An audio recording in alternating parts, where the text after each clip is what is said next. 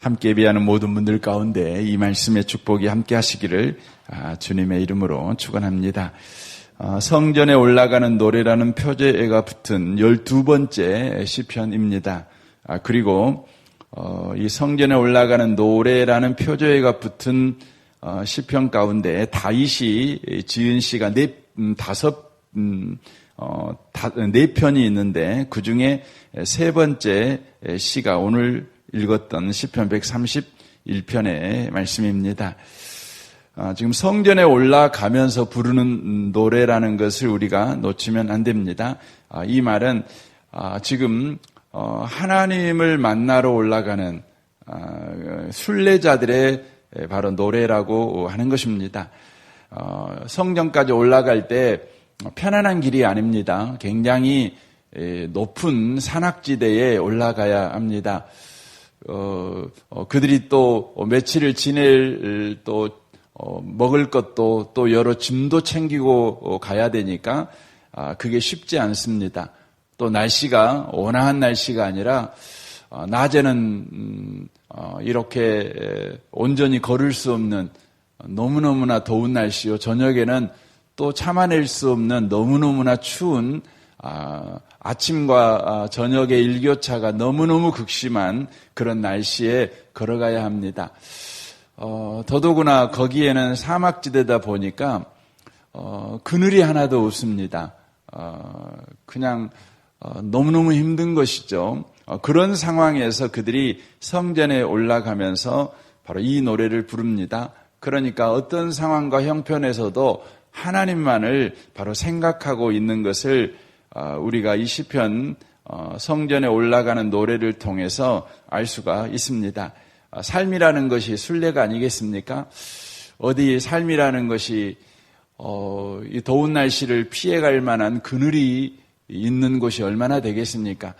우리나라는 너무너무 좋은 나라여가지고 여러분 요즘 등산을 한번 해보면 계속 나무 밑을 걸어갈 수 있는 참 그늘진 것을 걸어갈 수 있는 참 좋은 나라죠. 하지만 이스라엘은 그렇지 않죠. 우리의 삶이 사실 그런 것 같습니다. 그때마다 저와 여러분이 이 성전에 올라가는 노래를 불렀던 순례자들과 같이 우리 가운데 이 신앙 고백이 있게 될 때 우리는 마침내 우리 인생의 순례길을 감당하는 그런 복 있는 자가 되어질 줄로 믿습니다.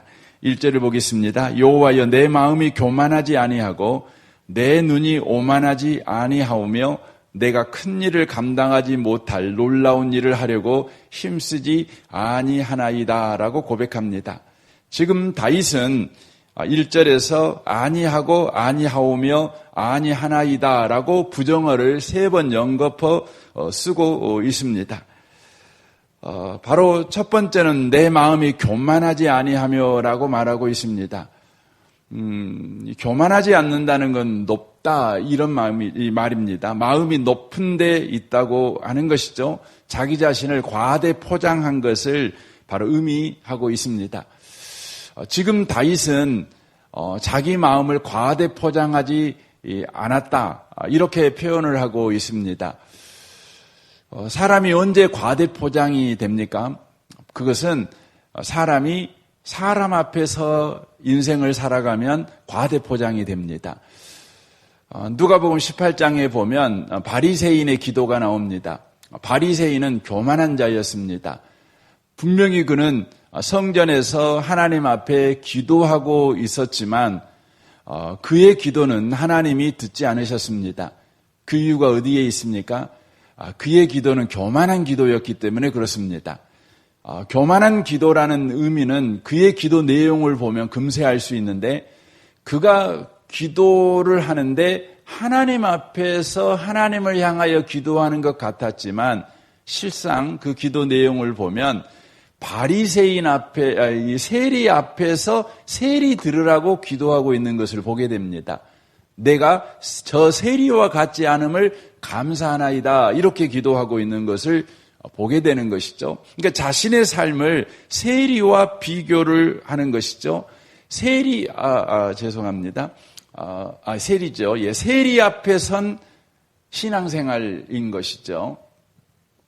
하나님은 그 바리새인을 교만하다고 보았습니다.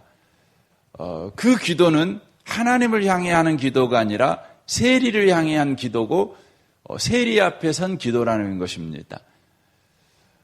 사랑하는 성도 여러분, 우리는 교만을 조심해야 됩니다. 교만을 이길 방법은 우리가 누구 앞에 선 삶을 살아가느냐로 결정하는 것입니다.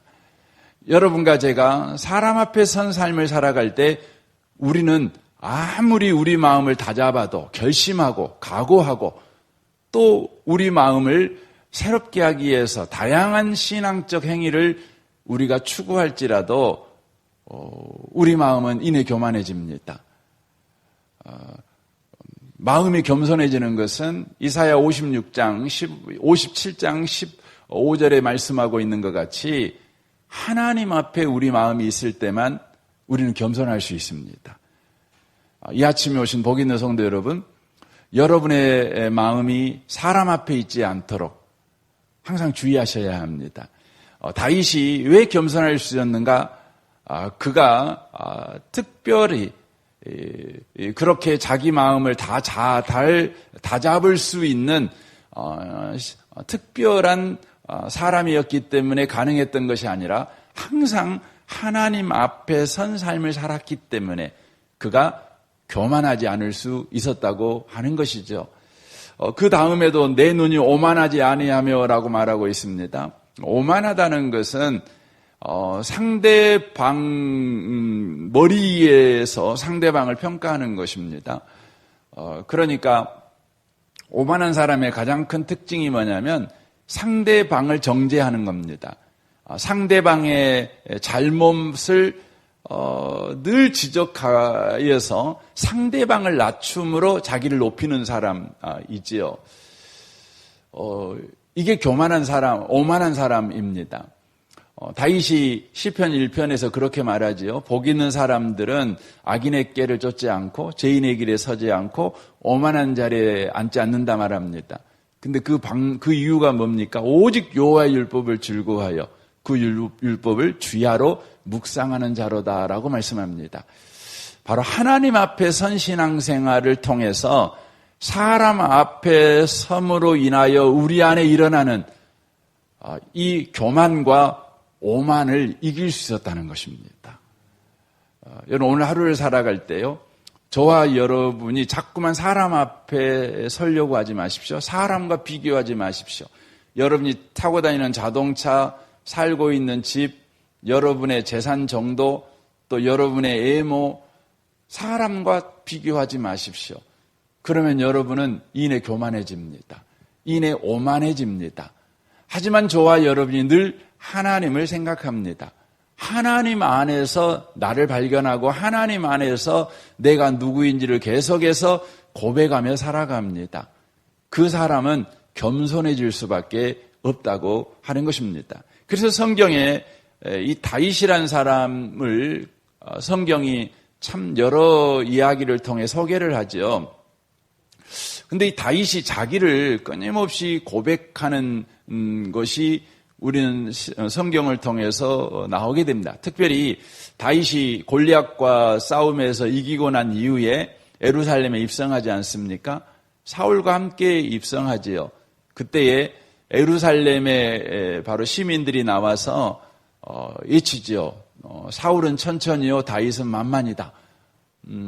그렇게 외칩니다. 사울은 1000명 죽였고 다윗은 10,000명을 죽였다. 그런 고백이기도 하지만 이 고백 내용은 사울은 작은 것을 이룬 사람이지만 다윗은 모든 것을 이룬 사람이다. 그러니까 이 승리에 사울이 기여한 건 아주 작은 것이고 다윗이 이 전쟁의 승리의 바로 핵심이다. 이 사람 때문에 이 전쟁이 완전하게 승리했다. 이렇게 외치는 것입니다. 이 말을 듣고요. 사울은 눈이 뒤집혀 버렸습니다. 교만해졌습니다. 왜 그렇습니까? 사울은 바로 예루살렘 사람 앞에 선 사람이었습니다. 그런데 다윗은 안 그랬습니다. 사람들이 아무리 자기를 높여도 다윗은 그것에 요동하지 않았습니다. 그것을 어떻게 할 수가 있냐면 사울이 눈이 뒤집힌 다음에 다윗을 죽이려고 합니다. 다윗이 도망가지요. 그런데 도망가는 중에 사울을 죽일 수 있는 절호의 기회가 두 번이나 있게 됩니다. 첫 번째 기회에서 사울을 살려주죠. 그리고는 다윗이 사울에게 이렇게 이야기를 합니다. 이것을 그냥 우리 쉽게 표현하면 이렇게 말하죠. 사울에게 왜 왕인 당신은 나를 쫓아오십니까? 나라는 존재는 죽은 개와 같은 사람입니다. 벼룩과 같은 사람입니다. 이렇게 고백을 합니다. 나는 아무것도 아닌 사람입니다. 하나님의 은혜 없이는 죽은 개 취급밖에 받을 수 없고 벼룩과 같이 사람들에게 실어버림을 받을 수밖에 없는 형편에 있는 사람입니다. 이 고백을 합니다. 두 번째도 마찬가지입니다. 두 번째에도 그가 사울을 살려놓고 그가 고백하는 게 뭐냐면 나는 산의 메추라기 같은 자입니다. 나는 벼룩 같은 사람입니다. 이렇게 고백을 합니다. 사울 앞에서 자기 자신을 낮추는 것이 아니라 하나님 앞에서 자기 자신은 하나님의 은혜가 없다면 한시도 나는 살아갈 수 없는, 사람답게 살아갈 수 없는, 그냥 벌레에 불과한 행동을 할 수밖에 없는 사람입니다. 라고 그가 고백하고 있다는 것입니다. 이 아침에 오신 복 있는 성도 여러분, 하나님 앞에 선 삶을 살아감으로 말미암아 저와 여러분이 교만하지 아니하며 오만하지 않는 삶을 살아갈 수 있음을 놓치지 마시기를 바랍니다. 더 나아가서 다윗이 고백하지요. 내가 큰 일과 감당하지 못할 놀라운 일을 하려고 힘쓰지 아니하나이다라고 말합니다. 지금 이 말은 큰 일 하지 말아라, 놀라운 일을 하지 말아라, 지금 이 말을 말하고 있는 것이 아닙니다. 여기에 나온 큰 일과 놀라운 일이라는 말은 어떤 일이냐면 자신을 이대한 사람으로 만들기 위해서 행하는 일을 이야기하고 있는 겁니다. 자신이 굉장한 사람이라는 것을 주변 사람들에게 인정받기 위해서 하는 행동을 의미하고 있는 것입니다. 과거의 왕들은 다 그랬죠. 과거의 왕들은 자신을 신의 아들, 그러니까 자신은 사람의 모습을 하고 있지만 실상은 신이다. 이렇게 인정을 받아야 나라를 제대로 통치할 수 있는 시대가 바로 다윗이 나라를 다스릴 시대입니다. 그래서 주변 나라들은 전부 다 왕을 신으로 그렇게 섬기는 것이죠. 그래서 왕들은 끊임없이 자신이 신이라는 것을 입증해야 되는 것이죠. 그걸 보여줘야 되는 겁니다. 나는 잘났고 똑똑한 정도가 아니라 너희들과는 비교가 되지 않는 능력과 지혜를 가진 사람이라는 것을 바로 보여줘야 되는 것이죠. 어쩌면 요즘 시대가 그런 것 같습니다. 요즘 시대는 소위 능력주의 시대 아니겠습니까? 능력을 통해서 자기를 입증하라고 요구받는 시대가 바로 이 시대입니다. 끊임없이 바로 능력을 요구받습니다. 누가 행복한가? 능력 있는 사람이 행복하다는 것이죠. 누가 성공하는가? 능력 있는 사람이 성공한다는 것이죠. 그래서 요즘은 남녀노소 할 것 없이 모두 다 능력 있는 사람이 되어라. 남들보다 네가 더 뛰어난 사람이라는 걸 입증해라. 이걸 끊임없이 요구받은 시대에 바로 살고 있는 것 같습니다. 다윗은 그런 요구를 하는 세상에 대하여 바로 반란을 일으키는 것입니다. 나는 내 자신이 뛰어나라는 것을 입증하는 것을 하지 않겠다. 나는 너희들보다 잘났다는 것을 내가 보여주는 삶을 살지 않을 것이다. 이렇게 선언하고 있는 겁니다. 그러면 뭐 하겠다는 것입니까? 뭐 하겠다는 거냐면 결국은 하나님만 높이는 삶을 살겠다. 이걸 고백하고 있는 것입니다. 나를 높여서 내가 높은 사람이라는 걸 입증하는 삶을 버리고 하나님이 바로 광대하시며 이대하시며 구원자이신 것을 바로 드러내는 하나님을 높이는 삶을 살 것이다. 이것을 고백하고 있습니다. 그래서 시편 16편 5절 6절에서 그가 이렇게 고백을 합니다. 여호와는 나의 산업과 나의 잔의 소득이시니 나의 분깃을 지키시나이다. 내게 줄로 재어준 구역은 아름다운 곳에 있으며 나의 기업이 실로 아름답도다라고 말씀합니다. 다윗은 왕입니다. 이스라엘 역사 속에서 가장 넓은 땅을 정복한 왕 중에 한 명이 바로 다윗이죠. 그런데 다윗은 지금 뭐라고 고백하고 있냐면 나의 영토는 하나님이십니다. 그렇게 고백합니다. 그 말은 무슨 의미의 말입니까? 하나님은 내 종이야 이 말이 아니라 사람들은 땅을 자랑하지 않습니까? 나 몇 평 땅 가지고 있어. 이게 자랑이지요. 그러니까 하나님은 내 재산은 하나님이십니다. 이 말은 내 자랑은 하나님밖에 없습니다. 이 고백일 뿐만 아니라 현재의 내 재산이 하나님께 속한 것입니다. 이것을 바로 고백하고 있는 것이라고 하는 것이죠. 여러분, 왕들을 우리나라에서는 자기를 가르쳐 뭐라고 말하죠? 짐이라고 말합니다. 짐은 이렇게 말하잖아요. 여러분, 짐이라는 말이 무슨 뜻인지 아세요? 이 짐이라는 말이 조짐에서 나온 단어입니다. 조짐이라는 말입니다. 그러니까 조짐이라는 말은 어떤 상황이 벌어질 조짐, 그러죠. 이럴 때 조짐이라고 쓰잖아요. 그러니까 이 짐이라는 단어 자체가 어떤 상황을 자기 마음대로 바꿔버릴 수 있는 자라는 뜻이 짐이라는 뜻이에요. 그러니까 어떤 상황, 어떤 또 조건, 또 어떤 환경을 만들어낼 수 있는 능력을 가진 사람이라는 뜻으로 자기를 짐이라고 말하는 것입니다. 그러니까 왕은 그냥 죽일 수도 있고 살릴 수도 있고 뭐 부하게도 할 수도 있고 가난하게도 할 수도 있고 그런 바로 자리라는 의미에서 짐이라는 단어를 씁니다. 다윗은 자기를 짐으로 여기지 않습니다. 하나님이 짐이십니다. 모든 상황과 모든 조건을 하나님만 만들어내십니다. 다만 나는 그 하나님을 높이며 경배하는 것이죠. 이것을 지금 다윗이 고백하고 있습니다. 사랑하는 성도 여러분, 오늘 하루를 여러분 살아갈 때 여러분이 얼마나 대단한 사람인가를 입증한 하루를 살아가지 마십시오. 다만 하나님을 높이며 경배하는 하루를 살아가십시오. 하나님이 내게 능력을 주셨고 하나님이 내게 은혜를 주셨고 하나님이 지금 나와 함께 하시고 하나님이 내 삶 안에서 주의 뜻을 이루고 계신다. 이것을 믿는 믿음으로 오늘도 저와 여러분이 담대하게 살아가는 것입니다. 도전하며 살아가는 것입니다. 이게 중요한 것입니다. 여러분, 하나님을 높이는 삶이라는 것은 여러분 작아지는 삶을 말하는 것이 아닙니다. 그냥 가만히 있는 삶을 말하는 것이 아닙니다. 하나님이 얼마나 위대하신 분이신가, 그 하나님이 얼마나 위대하게 우리의 삶에 지금 일하고 계신가를 우리가 믿고 그런 크기의 도전을 하는 것입니다.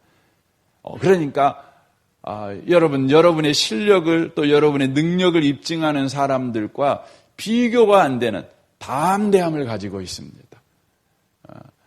하나님이 책임져 주신다는 것이죠. 저와 여러분이 오늘 하루 그렇게 살아내는 복 있는 분들이 꼭 되시기를 바랍니다. 그 이유가 2절에 이렇게 돼 있어요. 실로. 그러니까 다윗이 자기는 교만하지 않고 오만하지 않고 나는 내 능력을 입증하는데 조마조마한 인생을 살아가지 않는 이유가 있다. 그거죠. 그 이유는 내가 내 영혼으로 고요하고 평온하게 하기를 젖된 아이가 그의 어머니 품에 있음 같게 하였나니 내 영혼이 젖된 아이와 같도다라고 되어 있습니다. 젖된 아이와 같기 때문에 그렇다는 것이죠.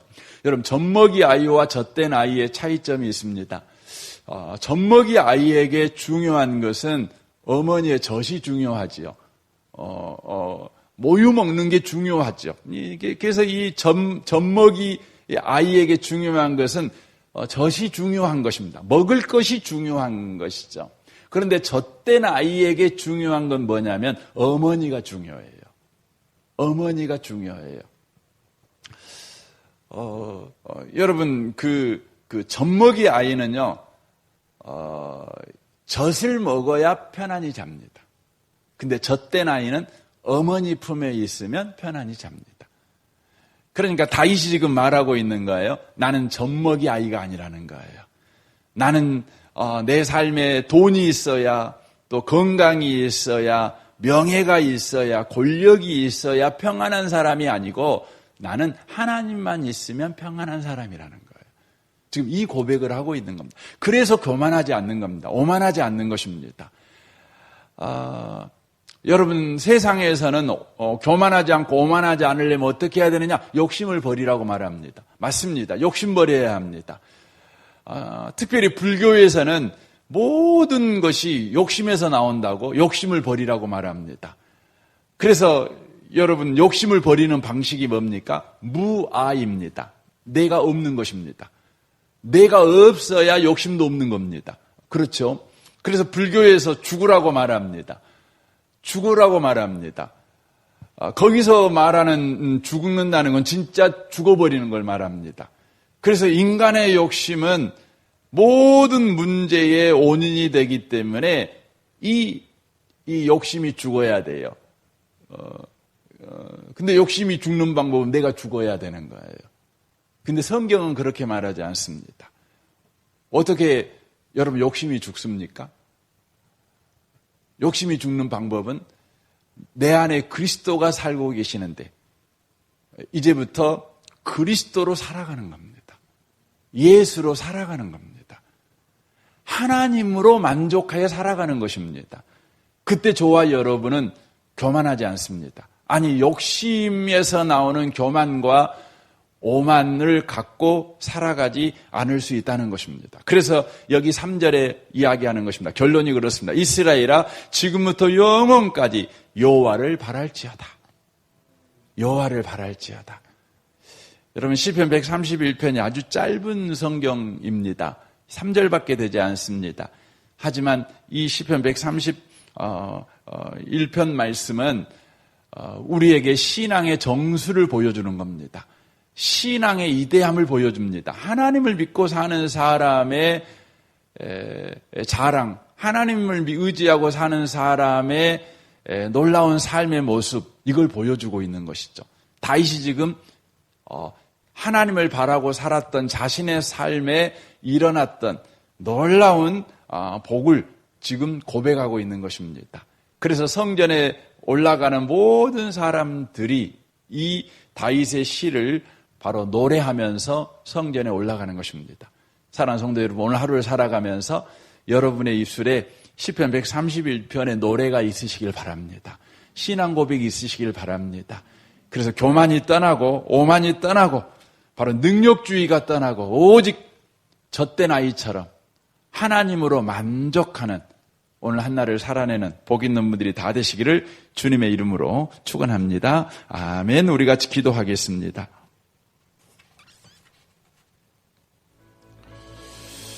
오늘 말씀을 우리 생각하면서 이 시간 함께 기도할 때 요즘 마음이 분주하십니까? 마음이 진정이 안 되십니까?